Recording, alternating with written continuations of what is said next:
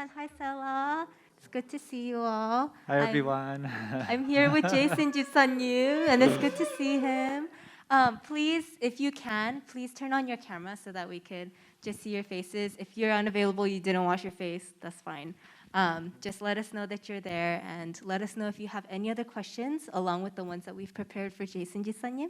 So it's good to see you, Jason Jisanyu. How are you Good to be today? here. Yes, I'm doing well, thank you. That's good. That's How are good. you? It's good to see you. We just had a few questions regarding just your personal, professional, and also your spiritual life as a deacon here at SWCC.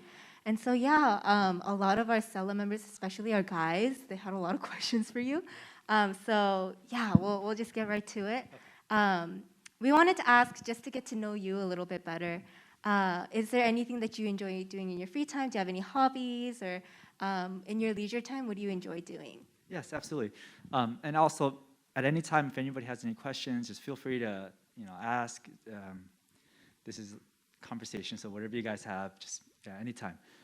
So for me, in my free time, I really like being active. I grew up playing a lot of sports. Tennis, in particular, is one of my favorite things to do. I would play every day if I could, but Jin only allows me to play once a week. So Tuesday nights are the nights that I play.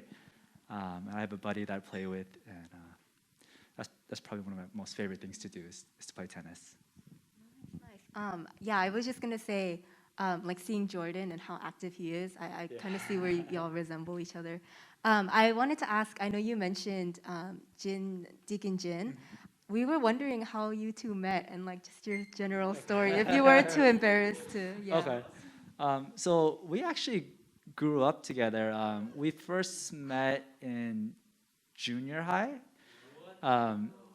We both went to the same junior high and high school, but we kind of we're more just kind of acquaintances. Like she had her own group of friends, I had my own group of friends, and we didn't really date or anything until after college. Where we grew up, we both grew up in Washington State. It's a small town just an hour south of Seattle called Tacoma. And in that town, there's actually quite a bit of Koreans there. So even in our high school, there was a good number of Koreans. So every year after high school, we used to kind of get together and almost like a yearly reunion. And then at one of those reunions after college, we kind of reconnected, and then we met again, and then we started dating.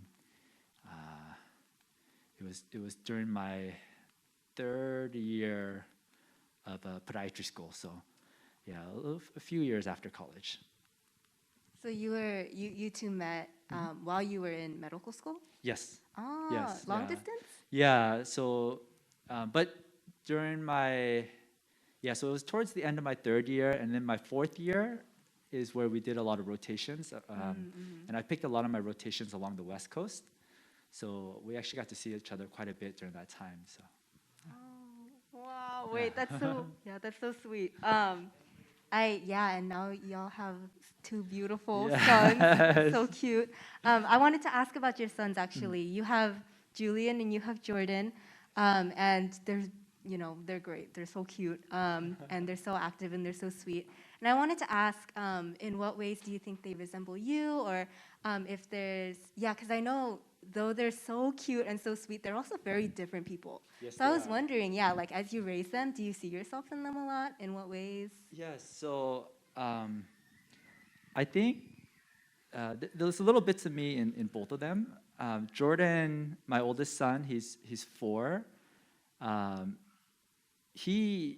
He looks the most like me, I would say. Yeah, he does. Compared to my second son. Exactly. Jin kind of jokes all the time, like, "Oh, I gave birth to you. He looks just like you." And his personality is he has some similarities too. He's like really competitive, but I think a lot of his personality is similar to Jin. Just his appearance is like a much more upgraded version of me. But Julian, he looks a lot like Jin and her side of the family, but I think his personality is a little bit more similar to mine.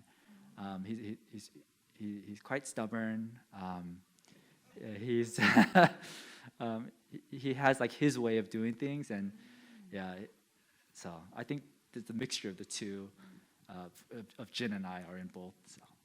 That's so interesting because we haven't. I think we've seen a lot of Jordan's personality, Yes, but yes. as soon as as soon as we were starting to see more of Julian's personality, like The quarantine COVID, hit, yeah, we weren't yes. able to see them. Yes. So I hope we can see them soon. I really do miss them. Yeah, I have yet to see Julian's stubborn side, but Right, yeah, that's I think once we're able to start coming back again, I think you guys are gonna really enjoy Julian because he's more of a people person. He really likes getting people's attention, and whereas Jordan, he's kind of bratty at times. Um, he does his own things, so he's not as interactive with people. But Julian, he'll like come up to you and he'll like try to like make you smile, and like I think he's a little bit. Yeah, you guys will see. yeah, we're actually really excited to reunite with them. And even Jordan, total pleasure. I just wanted to let you know, like Yes, they're yes. both just wonderful, wonderful boys. But we wanted to also ask you a little bit more about your professional life as well. I know you mentioned that you met Jin around the time you were in the middle of your medical career, and we just wanted to ask. You are in the podiatry department, and I was wondering, like, how'd you choose your specialty? And while you were in medical school, I know you have kind of that opportunity to look into different disciplines as well. Out of the different disciplines that were available to you, what drew you most to podiatry? Yes, that's a great question. So, after college, I didn't, really know exactly what I wanted to do. Growing up, my parents were always like, the typical Korean, oh, you gotta grow up to be a doctor or a lawyer. I just heard that all throughout my life, but I never really had a passion for anything really. I just kind of grew up, and I graduated college, and I moved back to Seattle, and then I was working for a couple of years in a research lab. It was a preclinical trial. We were working with monkeys, and we were basically preclinical, so we were dosing them with medications, and it was a research study. But after college, without an advanced degree, it wasn't really much research from what I was doing. It was more of the actual labor, catching the monkeys, like dosing the monkeys, and it was a very, very stressful job. And during that time, I realized, oh man, I can't live the rest of my life doing this, right? The monkeys could actually kill you. So believe it or not, they have a virus. I think it was it's like a herpes type of virus that is either a herpes or a hepatitis type of virus that humans don't have. It's like a different strain. So if you get infected with that virus through like a bite or a scratch, or if you get like fluids or something in your eye or something, you will die. So it's 100% guaranteed fatality rate, and people have died from this in the past. So I was like, I'm risking my life in a job that, yeah. So at that time I was like, I got to look for something more. And my brother, who's 2 years older than me, he was also kind of a late bloomer, I would say. He spent like 10 years in undergrad, like literally 10 years. It took him 10 years to graduate undergrad. And he, at the time when we were living together after college, he was like, he was looking into medicine as well. And he suggested that I basically follow in the same footsteps. Like, he said, you should go out and you should shadow, see what you like, see what's out there, and let's pursue this, right? Let's pursue this together. And at the time, my grades weren't really the best. I thought at that time my option for medicine was done, right? Because I think most people who have like just like a basic knowledge of medicine is, most people think you have to have like the perfect score, like the perfect MCAT to get into medical school, which is for the most part true for the MD. But there are also other avenues that you can pursue, which I didn't know at the time. So my brother, he kind of looked into all of those. Like, for example, there's Caribbean medical schools. There's DO schools, which is Doctor of Osteopathic Medicine. And there's also other type of health specialties like podiatry, there's physician assistants.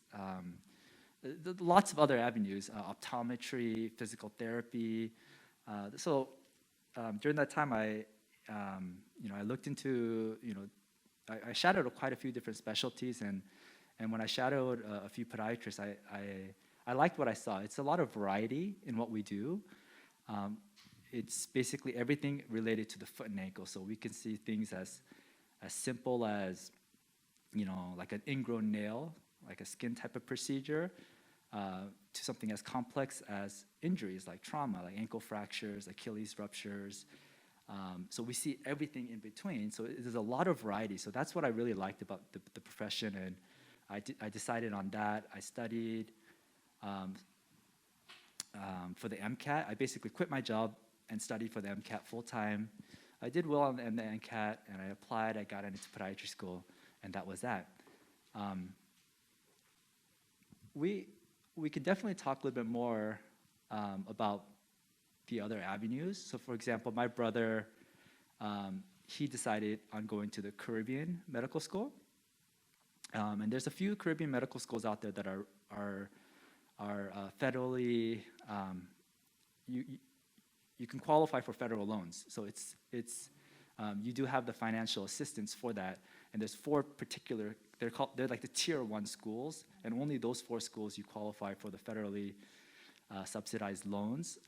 And my brother went to one of those schools, and then he did well. Caribbean medical schools are a little bit more risky, because if you don't do well, you may end up with a specialty that you may not like. But if you do really well and you do well on your tests, your step 1 USMLE, step 2 USMLE, you could end up with a really good residency. So my brother, he's a smart guy. He did pretty well, and right now he's an anesthesiologist in Chicago. And at that time, he was living with another guy, a Chinese guy.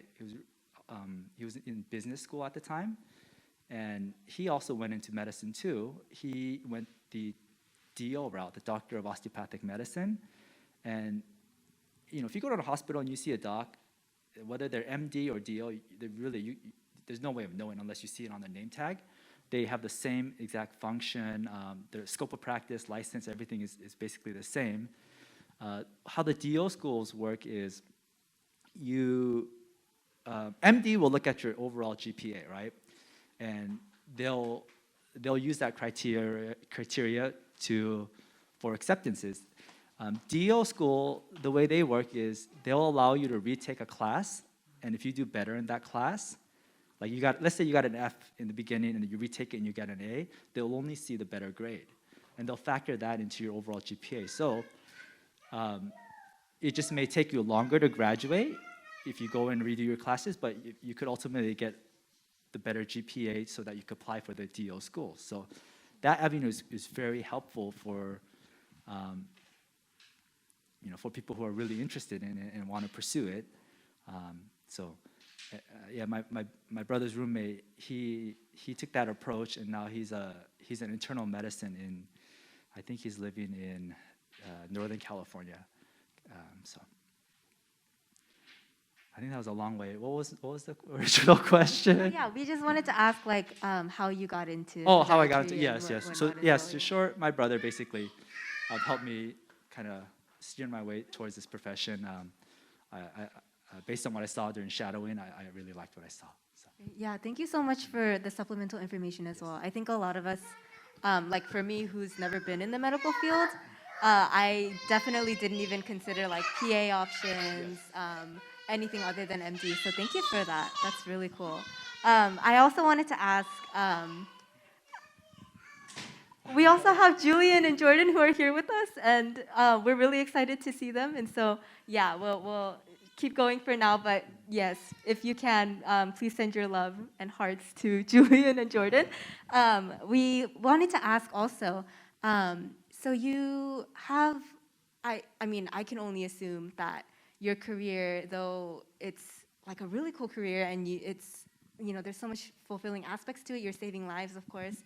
But there might be a lot of stress, and I can't imagine how much of a high-pressure job this could be for you. And so I wanted to ask, between your personal and professional life, I know if there's an emergency situation, you might be on call like immediately, or there's a lot of these circumstances that could arise. How do you balance that, and how do you help with your with your psyche and just like your mental strength? How does that look for you? Yes, I think it's really important, kind of trying to find a good balance, because too much work can burn you out. Too little work can compromise patient care, and it's a difficult balance. But Jin and my family have been very helpful. They're very understanding, especially during my training, which was very, very busy. On call, really late hours. Jin did a really good job of supporting me. Fortunately, where I'm at now is, as an attending, post residency graduation as an attending, the work schedule is actually not that bad compared to how it was in residency. The hours are pretty set. We have a really nice system where I currently work. We have residents that we work with as well, so they help kind of take some of the workload, some of the burden.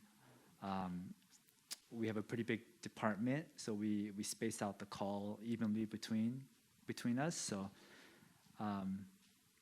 yeah, it's almost like a walk in the park compared to what it was like in residency. So it really isn't that bad.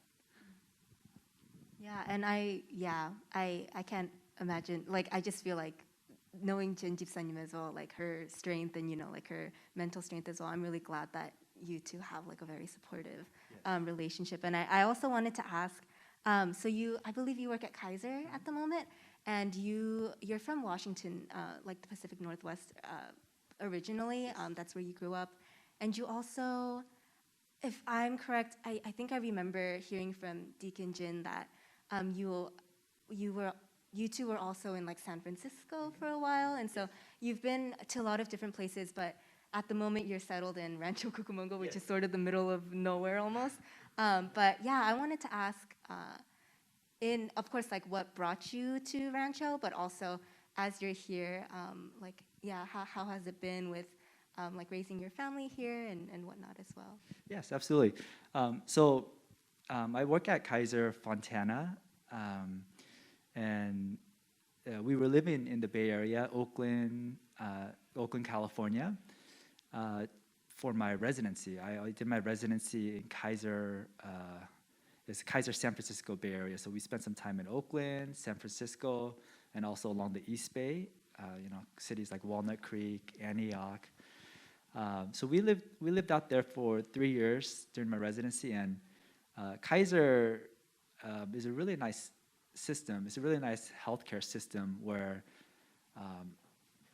one, I was very familiar with the system, obviously having trained at Kaiser, but it's also a system that I really believe in. It's a managed, it's like a healthcare managed system where basically what we do is really focused on evidence-based medicine, where we really should be doing things that are proven to work, right? Because if you go to private practice or other health systems, it's not always the case. You would expect, or you would hope that your doctor does what's right? Does what's medically necessary, what's proven to work. But sometimes there could be other influences that may alter that impact, like finances, for example, right? Not to say every doctor does that, but there's always a chance that there could be some docs who would choose to do a procedure based on money, right? Oh, this procedure pays more, maybe I'll do this, when really it's not the most beneficial thing for the patient. So the Kaiser system, whether I do this or that, whether I operate on the patient or whether I don't, I get paid the same, right? I get paid based on my time there. So they take away all financial incentives, and instead, they, what that allows us to do as a doc is, my biggest goal is to never see this patient again, right? If I can't get this patient better, that patient has nowhere else to go, right? That patient is a Kaiser patient. They can't go to a different hospital.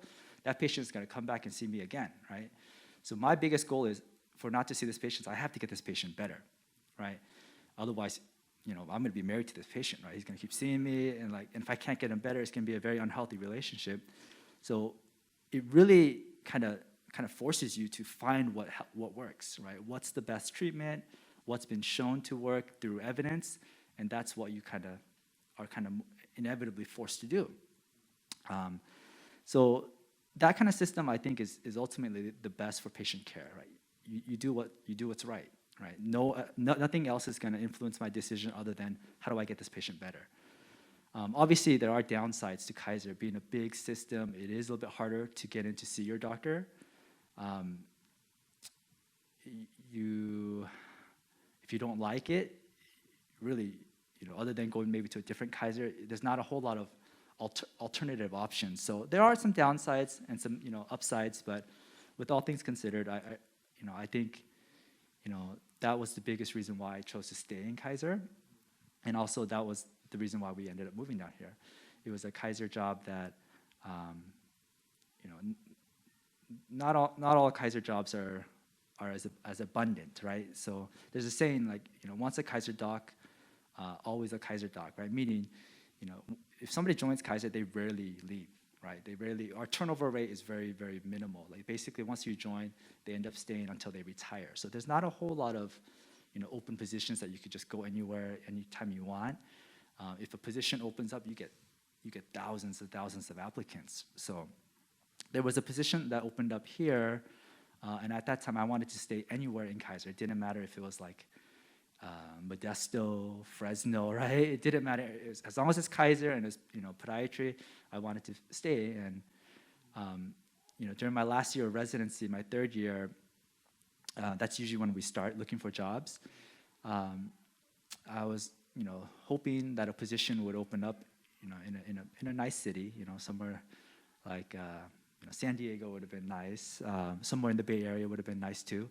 But there was just no jobs at the time. Nothing was open. So I ended up signing a contract in Minnesota, in a really, really rural small town in Minnesota, because it was a nice job. It was a multi-specialty group. I wasn't going to join private practice, so I was going to either be in a hospital-based or a multi-specialty group. And at that time, I found a job in Minnesota, which was a pretty good job. But I think Jin was she never told me, but I think she really was dreading going out there because what's in Minnesota, right? And then my last month of residency in June, I got word that there was a job opening up here in Fontana, and then I interviewed, and I pretty much my last week of residency, I found out I got the job here. So, which was great, So, we didn't have to leave California. We were able to stay. And when we didn't really know much about Rancho Cucamonga, even though, I have friends in LA, in San Diego, I didn't really know much about the Inland Empire. But once we got out here, we really love it. I mean, we wanted to be in a safe community. We wanted to be in the suburbs, somewhere where we could raise our children. And I think Rancho Cucamonga has everything we were looking for. So we've been very happy with how things turned out. I think it's a huge blessing how things have ultimately turned out. I didn't know beforehand that you were originally posted in Minnesota. Yes. So that was just so surprising to me, just trying to imagine this family just posted in the middle of the Midwest. Yeah. We would have been the only Koreans there. Yeah, maybe no kimchi for a couple Yes. months at a time. Yes. But yeah, I'm just it's just so strange to know that in such a perfect time schedule, there was just something that swooped in, and suddenly you're here, and we have the honor of having you in our church community, and just having your support and Deacon Jin's support as well. And we just wanted to ask, sort of talking more about this church community and just how we stand as spiritually with God, as children of God. We wanted to ask, growing up, what was your life like before meeting Christ? did you grow up in a church? How was your spiritual life growing up and to where it is now? Yes. So I did grow up in church. In Tacoma, there was a pretty big Korean church out there. My parents were pretty involved in the church. And growing up, I'm sure a lot of you have also grown up in a church setting too. I don't think, for me at least, I didn't really appreciate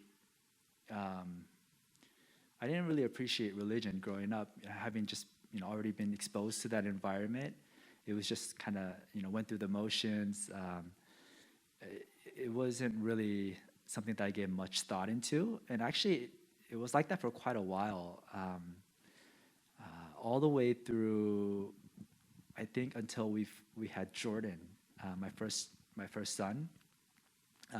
My walk with faith, it was at a pretty stagnant state. What changed was a lot of you guys probably don't know, but when Jen was pregnant with Jordan, towards the third trimester, everything was going well. First trimester, second trimester, all the checkups, everything was pretty normal. And in I can't remember exactly what month. I think it was maybe towards the 6th month of her pregnancy. We got an ultrasound, and they saw some abnormalities. They saw Jordan was measuring really. I mean, he's small now, but he was measuring like really small. Specifically, his arms and his legs, right? His humerus and his femur was measuring really small, so to the point they were concerned about congenital defects, right? Birth defects. We repeated the ultrasound, same thing. It was very abnormal findings. We even had to get a perinatologist, a specialist in that area, and even they were looking at the ultrasounds, and they were like, basically they told us, you should emotionally and mentally prepare for defects when Jordan is born.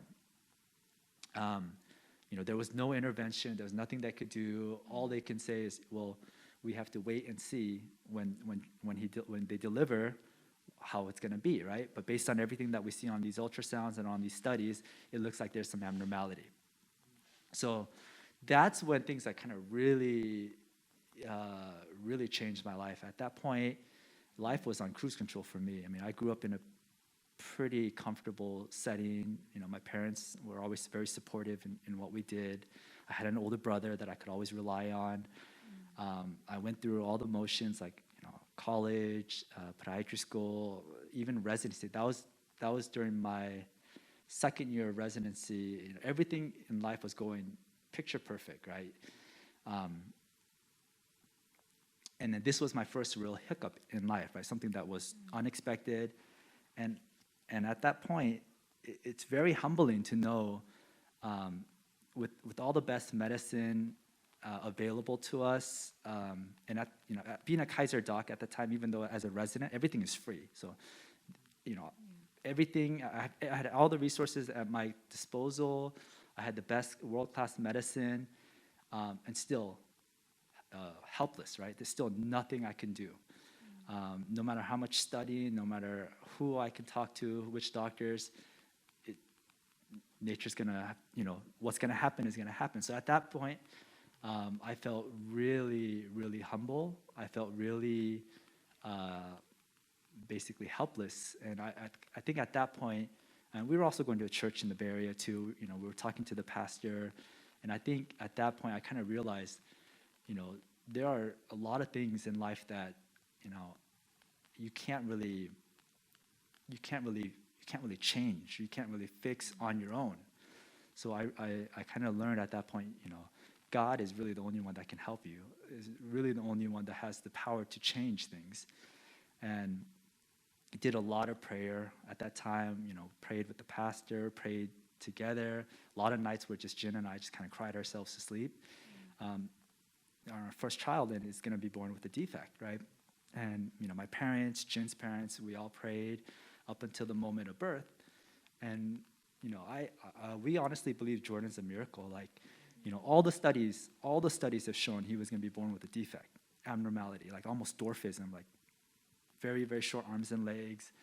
And when he was born normal, even though he's a little bit smaller, but he was born normal. Everything was in proportion. So that was, I honestly believe God, showed us a miracle when he was born. And since then, I've been, trying to improve my walk of faith with him. And, that was a huge wake-up call for me. That was when I realized, I can't do everything on my own. I do need to rely on God, and get to know him and trust in his ability to provide. So. Yeah, I mean, what a way for God to relay the message that, he is a trusting God, I don't think any of us have heard this story before. So it's, I mean, knowing Jordan and, how smart and how just like quick to learn and how, just how full he is as a person and, whole he is as just his own person. I would have never even imagined that. So that's actually really amazing. I think as a father, as a brother, as a son, and also, as a husband and as, a physician, as a doctor, we wanted to ask, there were times like this where God really showed his face to you and showed his promise of, this covenantal family to you. I wanted to ask, in your life, is there a specific conversation with God that has really strengthened you? I know there was this event. Or even if there is a prayer topic that you've been holding on to, just in the past couple of months, years, that you've just been having as a trend in your conversation with God? We were just wondering. So my prayer topic has pretty been consistent. It's always been, the health and well-being of my family, especially my children. The biggest thing that I'm trying to work on and trying to improve on is just to trust in God more. Trying to instead of my way and how I can lead my family, I try my best to see, how does God want to lead my family? How does he want things to be done? And I try to, as much as I can, I try to keep reminding myself to always keep him in mind and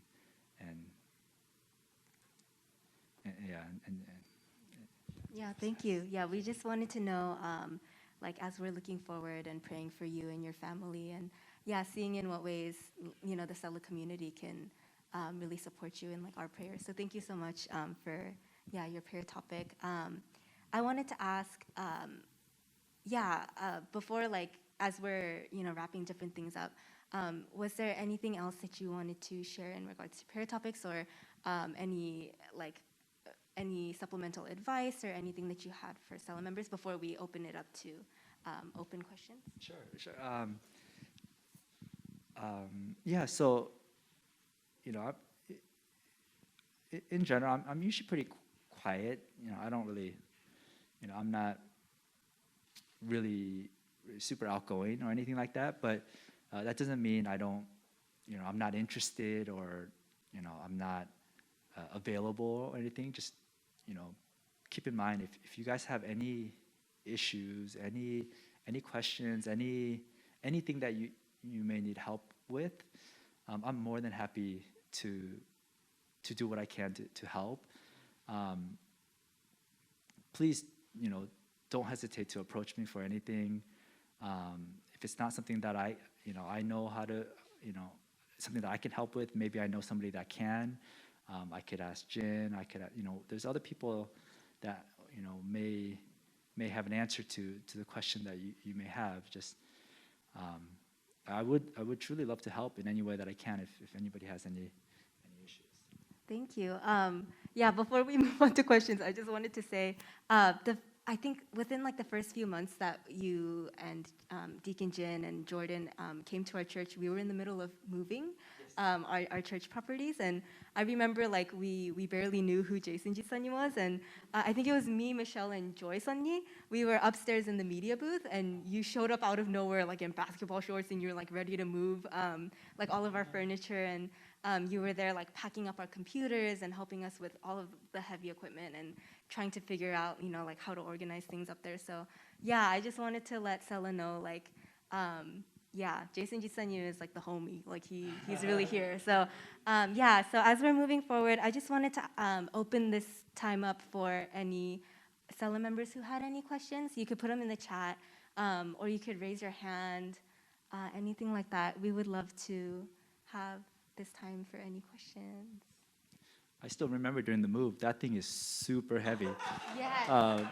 You guys are taking that down from the ceiling and then passing it down to people. I was like, oh, maybe that doesn't have too bad, right? I think I broke my back trying to carry it. Yeah. No, yeah, And that was one of our most exciting memories. Yes. Willing to help may not always be as successful, though. Oh, I believe there is a question. It's not showing up on my end. Is it okay if, is it okay? She has 2 questions. Joyce says she has 2 questions. What does it say? She didn't post the question yet. Maybe you can ask her. She may speak.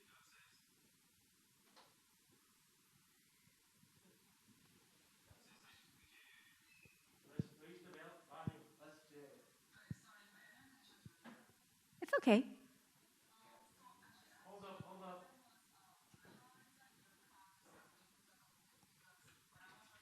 Speak up a little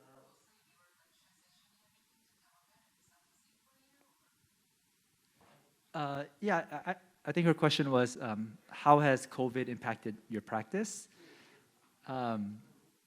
So yeah, our department also is shifting a lot as much as we can to video or telephone visits. You know, there are still certain things that we have to see in person, certain injuries, certain fractures, open wounds,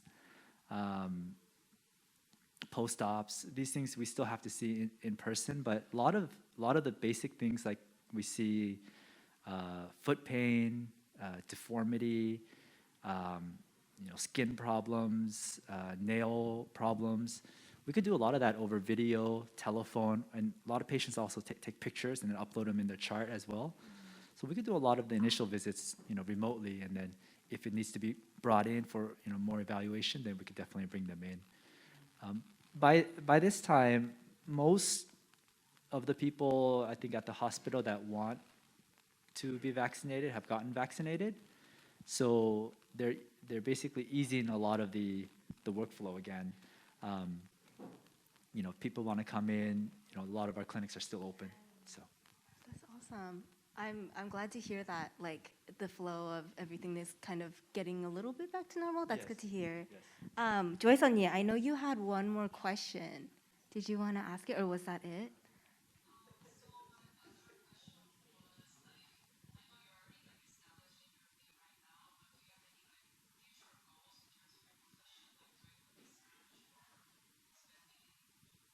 Yes. So my biggest wish and goal, it's going to be a challenge. Will be right now we don't have our own residency program. We take a third-year resident from other programs, and they come and they spend the year with us. So we get a resident from San Diego that comes in, and then we get a resident from LA. So we have 2 third-year residents with us, but they're not really our residents. We didn't train them from the beginning. We didn't really have much influence in who they are. So by the time they get to us, they're kind of set in their ways. My goal is to eventually start our own residency program, like the Kaisers have it in the Northern California system. The biggest hurdle is just entire Southern California Kaiser. They don't allow podiatry residency. So We can request it, but it's a hard stop. It's not in the bylaws. They're not going to allow it. So, yeah. So for now, what we have is kind of what we have. But yeah, my goal would be to start our own from scratch. Wait, that's really cool. I didn't know that SoCal didn't really have a lot of residency programs, at least with Kaiser. Yes, just podiatry. So there are other residencies like internal med, family practice, but I'm not aware of too many surgical specialty residencies. Like we don't have orthopedic residencies, we don't have head and neck surgery, general surgery residencies in our hospital. A lot of them are just primary-based residencies, pediatrics, family med, internal med. Thank you. Did anyone else have any questions? Oh, Karen said, do you have any advice for students or SELAH members who are still struggling to find a direction for their right future? Yes. Yeah, my advice is figure out what you want to do first, right? And then once you know what you want to do, then there are always ways to go about it. Never give up in what you do, even if it takes longer. If you're determined and you truly want what you want, I think you could ultimately pursue it. I think the biggest thing is knowing what you want, because growing up, I didn't really know what I wanted to do. It took me a very long time to figure out what I wanted to do. So. Thank you. Yes, and thank you, Karen, for asking the question. I believe Jay Oppa, you were waving your hand around as well. So, our website's against the violence, but do you have anyone that's a postpartum patient that you remember the most, or interesting kind of patients when you're actually dealing with them? Yeah, so not too long ago, about a year ago, I had a pretty young kid. I think he was like 19 or 18. He was in a motor vehicle accident, and he broke his talus, which is, so when you look at your leg, the long bones in your leg, your tibia and your fibula, as it comes down and starts to form the ankle, the foot bone that connects to that is called your talus. And then right underneath the talus is your heel bone called the calcaneus. Those two bones, the talus and the calcaneus, are pretty difficult bones to fix when they break. One, it's very hard to get to, and also it has to be perfect, right? If you put it back together, it has to be perfect because they form so many joints, right? If the bone is not well aligned, even like a couple millimeters, if it's offset by a couple millimeters, it's going to lead to arthritis of the ankle, and it will lead to arthritis to the subtalar joint, which is the next joint below the ankle. So these are very difficult fractures to fix. I had a very young kid come in, and his mom came in with them, and she's an internal med physician, and she's also faculty at the Western Health Science School in Pomona, and that school also has a podiatry school there too. So she knows a lot of the podiatrists that are on staff there. So she was like talking to some of the professors there about her son's injury. She brought some x-rays, talking to them, and she had already in her mind a game plan of how this needs to be fixed, how it needed to be fixed, and what it should look like when it's done. So when she came in and she was talking to me about all this, it kind of sets you up in an environment where it's a pretty high stress environment. One, the nature of the injury is very difficult.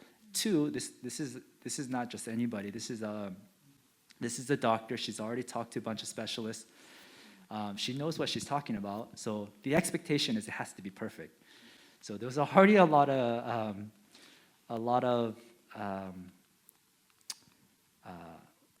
stress involved in this case, a lot of pressure to get this done right. And I remember talking to the resident about this. I was like, I was asking him, hey, when's the last time you did a talar neck fracture, right? Because one, these injuries don't happen very often. I think that's also why it's kind of difficult. We don't see these every day, right? We see them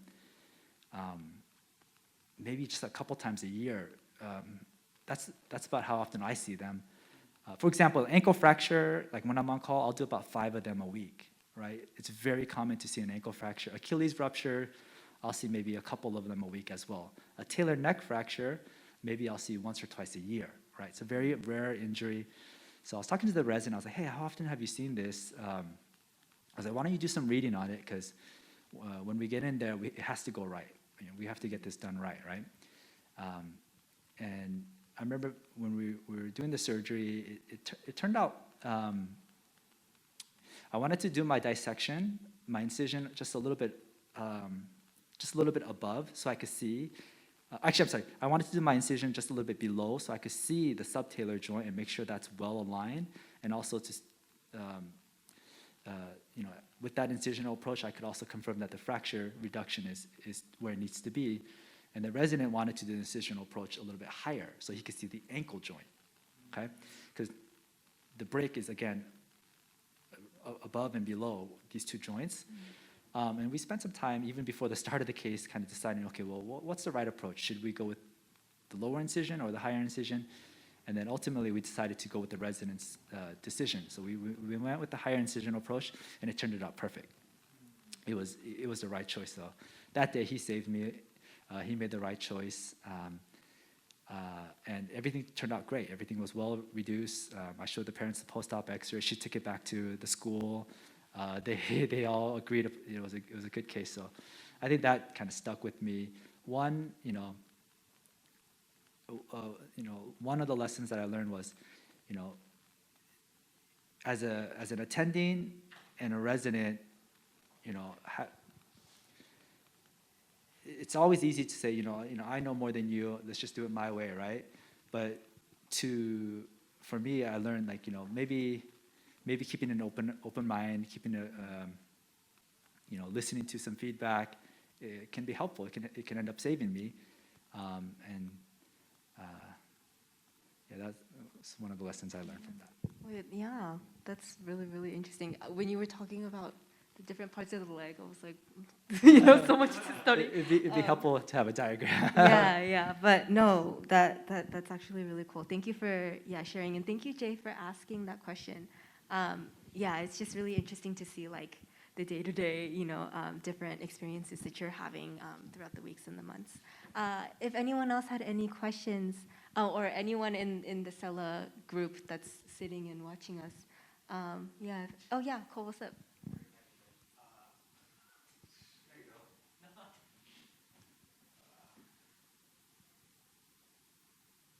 So, I have Kaiser.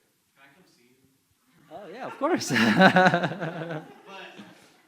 it's I don't want to leave Riverside. Just see you for your foot. Yeah, And see a Kaiser doctor in of course. Riverside. Yeah, absolutely. Yeah. Actually, my other question was asking about what age range do you work with children, in your field? Yeah. Do you work with all ages? All ages. Yes. Yes. What are some things you see with kids, under 18 or even? Yeah. So kids are interesting. They have they're growing, so they have a lot of the growth plates still open. We see a lot of kids come in with certain deformities. Oftentimes their parents, a lot of it could be, the parents are just concerned with, how things look. And then, when you ask the child, hey, does your feet hurt, right? Do you have any issues? And they say no, then I say, great, it's fine, right? But we see, deformity. We see a lot of flat feet in children, which is a lot of times a normal finding. And then sometimes when they grow up, they may outgrow the flat feet. Injuries in children can be a little bit more tricky because of the growth plates. You have to make sure that during the repair or during the treatment that you don't stunt their growth, you don't injure the growth plate. So children, they do have a little bit special considerations that you do need to take into account. Thank you, Cole, for the questions. Did anyone else? Oh, I think Andy had a question as well. I'm also interested You can speak. also interested in the healthcare field, but I'm looking into either PA or going full physician. But I go back and forth a lot on that kind of decision.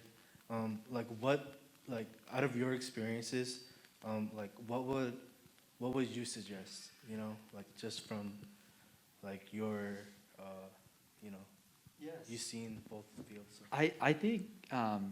I think physician assistant, the PA route, is definitely a good route to consider as well. I can't say one is necessarily better than the other. I think a lot has to depend on your personality, what you ultimately are comfortable with, what you want. But you know, there are definitely pros and cons to both. You know, a physician assistant is, you know, just 2 years of school, and then after that, there's no residency. You're basically starting practice, and it, you know, it's a very quick way, right? Versus, you know, a medical doctor, MD, you got 4 years of school, and then you have a residency after that. So it's actually, you know, almost a decade sometimes. You know, at least 7 years, if not more, before you're actually in practice, and it's quite a bit more of an investment, right? A lot more money that goes into it. But once all of that is done, then you have your own autonomy. Right. Nobody can really tell you what to do. You can practice the way you want. So you know, that's definitely nice, and you can do a lot more as a physician. Whereas a PA, it's, you know, the benefits is, you know, you'll be done very quick and you start practice right away. One of the cons are you'll always be reporting to a doc, right? So you have your own autonomy. One way that I see a PA is you're very similar to a resident physician, right? Where you're kind of a doctor in training, so you still have to always report to your attending. But as a PA, you're basically a resident physician for the rest of your life, right? Some people, you know, that are okay with that, then great, right? And as a PA, you can choose whatever specialty you want to do, right?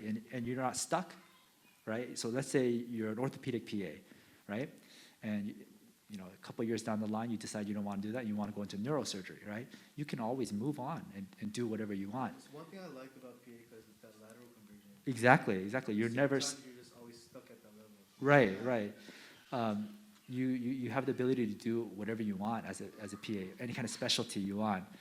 Whereas a doc, once you choose whatever specialty you are, there's no way you can't go back and change it. Once you choose a route, that's what you do.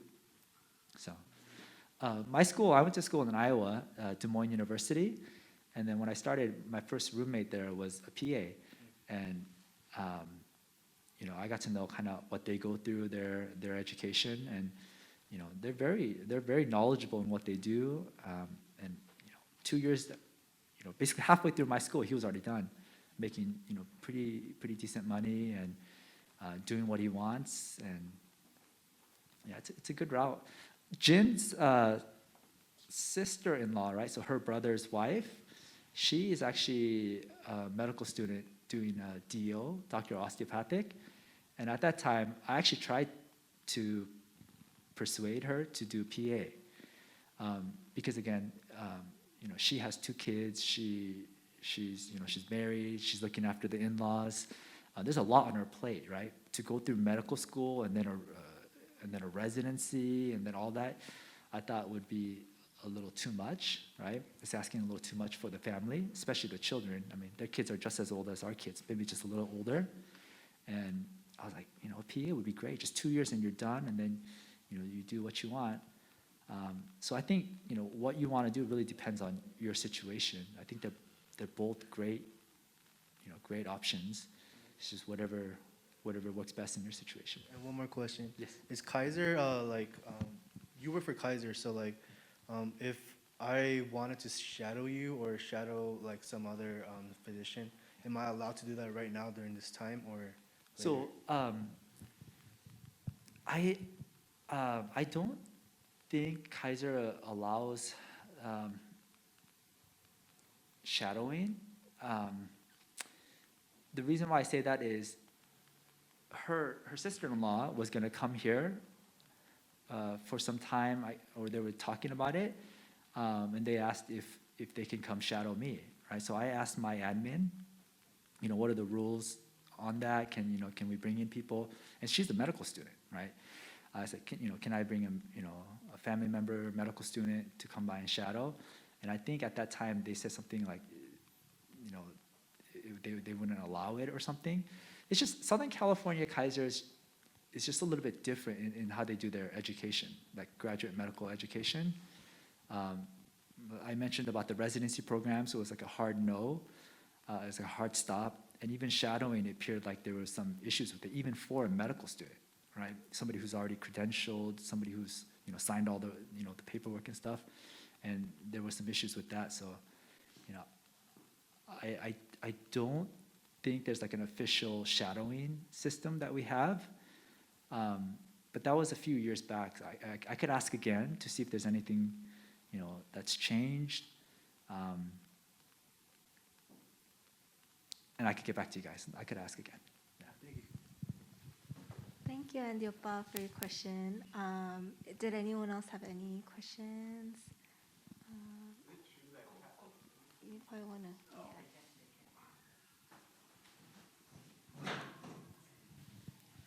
Is it true that you have to have Kaiser Insurance to see a Kaiser doctor? Say again? Yeah, you have to have Kaiser Insurance to see a Kaiser doctor, because there's a norm around in California. Yeah. So generally, for your insurance to pay for the visit or the care, yeah, you do have to have a Kaiser Insurance. But you can still see us. It's just you got to pay out of pocket for that. For example, where I trained again in the Bay Area, Kaiser San Francisco, and one of the docs that I trained with, he's world famous. His name is Dr. Schubert. He does the most total ankle replacements in the world. So he gets people from all around the world that goes to see him, and obviously, not everybody has Kaiser. So there's a lot of people that come to see him and pay out of pocket for the surgery. And people all from here, even Southern California, even the patients that I see that need an ankle replacement, I send my patients to San Francisco to get it done from him. So we see patients that are non-Kaiser that come to the hospital because of the law. Anybody that comes to the hospital, the ED, regardless of the insurance, regardless of their status, has to be treated. So we do still see non-Kaisers. It's just if you want to see me in the office setting, generally it's easier if you're a Kaiser member. Thank you, Cole, for your question. And thank you, of course, Chief Sun Yim, for your answer. Does anyone else have any questions? One last question?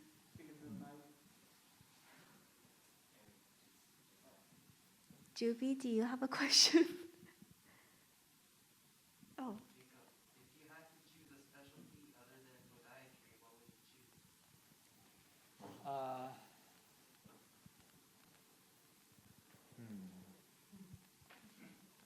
That's a good question. So I think anesthesia is a nice specialty. When I'm in the OR and the anesthesiologists, they do procedures too, like intubation, airways. They do procedures as well, but their job is also I'm not gonna say easier. It looks like it's easier because a lot of times they're just kind of hanging out once the patient's under anesthesia, but it's actually I'm sure there's a lot more consideration and there's a whole process involved in all that. My brother tells me, he's like, anesthesiology is like 99% like boredom, right? You're not really doing anything, and then 1% sheer terror, right? Basically, as long as everything is going well, it's pretty easy. But if something is not going well, the patient could be dying. It could be pretty dramatic. So, but their schedule is nice. Like they function a lot similarly to nurses, meaning they have set breaks. Like so, even if the patient's under intubation, another anesthesiologist or like a CRNA will come in and says, okay, I could cover. Go ahead and get your break. Go ahead and get your lunch. When the shift is done, they're done, right? It's a little bit more kind of a nicer schedule, I think. Whereas, when I'm in the clinic setting, it's pretty nice. I got set lunchtime. When I'm done at 5, I'm done. Not too bad. But when I'm on call or if I have an OR day, I don't get. Nobody comes in to break me. And I have to try to eat my lunch right in between the 2 cases, and I have to try to eat fast because if by the time my patient is done, and then I see the next patient, and then by the time to clean up the room and bring that patient in, if I'm not there on time, they'll make notes of it, and then they look into like OR efficiency and like, am I using my time wisely? I could get in trouble for wasting time basically. So sometimes I don't get to really eat well. I don't really get to eat what I want to eat, when I want to eat, when I'm in surgery. So it's just a little bit less predictable at times. Thank you. And thank you so much, everyone, for your questions. Thank you so much, Jason Jussein, for sitting with us and giving us such a thorough conversation of what goes on in your life. And we hope that once things open up, we can see you and Jin Jipsanim and the boys again. And thank you so much, SELAH, for joining us for this group's up. Thank you, everyone. You.